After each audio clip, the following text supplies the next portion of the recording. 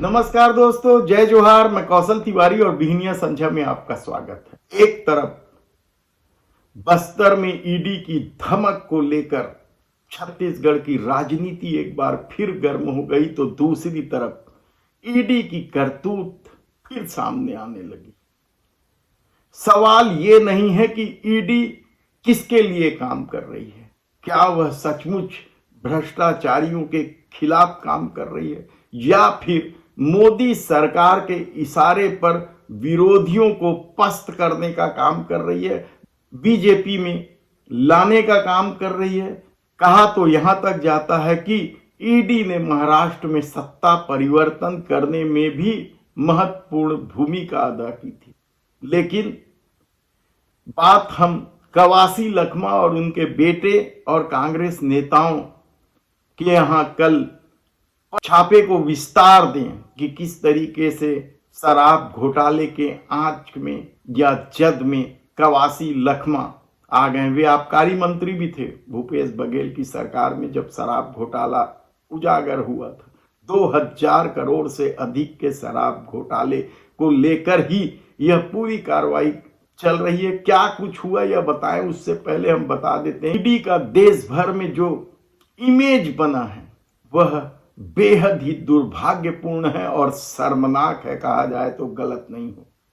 और अब जो ताजा मामला सामने आया है, शिमला में ईडी के दफ्तर पर छापे की कार्रवाई हुई है और यह छापा किसी और ने नहीं, सीबीआई ने मारा है। एक अफसर के भाई के द्वारा रिश्वत लेते पकड़े जाने के बाद सीबीआई ने छापे की कार्रवाई की शिमला में, और आप विश्वास नहीं करेंगे या आप हैरत में पड़ जाएंगे कि इस छापे में ईडी के दफ्तर से 1,14,00,000 रुपए नगद बरामद हुए और ईडी के अफसर फरार हैं। आनंद फानंद में गृह विभाग ने ईडी के कई अधिकारियों का तबादला तो कर दिया है, लेकिन इस दौर में जिस तरीके से ईडी के अफसर रिश्वत लेते गिरफ्तार हुए हैं,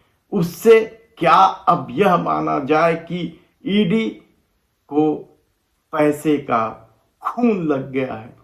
यह बड़ा सवाल है, क्योंकि इस दौर में जिस तरीके से आधा दर्जन से बड़े अफसर ईडी के रिश्वत लेते पकड़े गए हैं, उन पर कई तरह के गंभीर आरोप हैं। ऐसा कभी नहीं हुआ। मोदी है तो मुमकिन है कि तर्ज पर ईडी की करतूत जिस तरीके से एक के बाद एक उजागर हो रही है, वह बेहद ही शर्मनाक है। ईडी की धमक और ठसक के कितने ही किस्से हैं, लेकिन छत्तीसगढ़ में भी तो किस्से कम नहीं है। हमने आपको पहले ही बताया कि किस तरीके से छत्तीसगढ़ में ईडी की कार्रवाई को लेकर गंभीर आरोप लगे। शराब घोटाला, कोयला परिवहन घोटाला, महादेव ऐप से लेकर कितने ही मामलों में ईडी छत्तीसगढ़ में जांच कर रही है और चेहरे देखकर गिरफ्तारी हो रही है। इसलिए यह दावा किया जा रहा है क्योंकि सारे घोटालों में आईएएस से लेकर आईपीएस अफसर, नेता, मंत्री सबकी संलिप्तता सामने आ रही थी, लेकिन कार्रवाई सिर्फ आईएएस अफसरों पर हुई। आईपीएस अफसरों को पूछताछ करके छोड़ दिया गया या उनसे पैसा लेकर छोड़ दिया गया, यह बड़ा सवाल है। पैसा लेकर छोड़ने का मामला तो कांग्रेस के कुछ नेताओं को लेकर भी है। कहा जाता है कि ईडी ने बकायदा कांग्रेस के कई दिग्गज नेताओं से उन्हें जेल न भेजने की शर्त पर पैसे वसूले हैं और करोड़ों में वसूले हैं।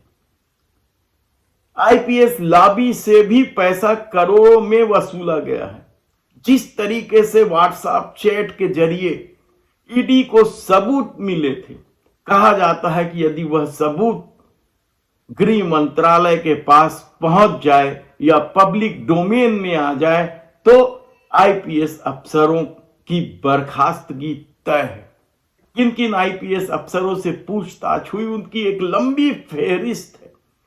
आधा दर्जन से अधिक आईपीएस अफसरों के नाम केवल छत्तीसगढ़ में हैं जिन्हें ईडी बचा ले गई। तब ऐसे में सबसे बड़ा सवाल तो अब कवासी लखमा और उनके करीबियों के ठिकानों पर पड़े ईडी की कार्रवाई है। क्या यह केंद्र सरकार का खेल है या फिर ईडी की जांच में नाम सामने आने का खेल है? क्योंकि ईडी तो पहले ही दिन से दावा करते रही है कि तत्कालीन आबकारी मंत्री भी इस घोटाले में शामिल हैं, लेकिन 6 महीने, 8 महीने या साल भर बाद उनके ठिकानों पर छापे की कार्रवाई क्या किसी दबाव में की गई? क्या मोदी सरकार को अब बड़े आदिवासी नेता की जरूरत पड़ गई है? और जिस तरीके से भूपेश बघेल को शांत करने की चर्चा है, उसी तरीके से कवासी लखमा को शांत किया जाएगा या फिर भारतीय जनता पार्टी में लाने की कोशिश होगी? क्योंकि कवासी लखमा के बेटे हरीश लखमा भी बस्तर में प्रभावशाली नेता के रूप में उभरने लगे हैं। युवा चेहरे हैं, जिला पंचायत के अध्यक्ष हैं और विधानसभा और लोकसभा के चुनाव में उनको टिकट की भी चर्चा रही है। तो ऐसे में जब शहर सरकार और ग्राम सरकार बनना है, उनका चुनाव होना है, उसके पहले क्या भारतीय जनता पार्टी कोई बड़ा खेल कर देना चाहती है? और ईडी की ये सारी कार्रवाई क्या केंद्रीय नेतृत्व के इशारे पर ही हो रही है? ये बड़ा सवाल और गंभीर सवाल है, क्योंकि यह सवाल बेमानी इसलिए नहीं है क्योंकि इस तरीके का खेल ईडी करते रही है मोदी सत्ता के लिए। याद कीजिए आप, अशोक चौहान, अजीत पवार फेहरिस्त है, चंद्रबाबू नायडू, एनसीपी के नेता प्रफुल्ल पटेल, कितने ही नाम हैं जिनके खिलाफ ईडी कार्रवाई करती है, वे भारतीय जनता पार्टी में चले जाते हैं, ईडी क्लीन चिट दे देती है। तो क्या कवासी लखमा के ठिकानों पर पड़े छापे भी इसी खेल के तहत हो रहा है?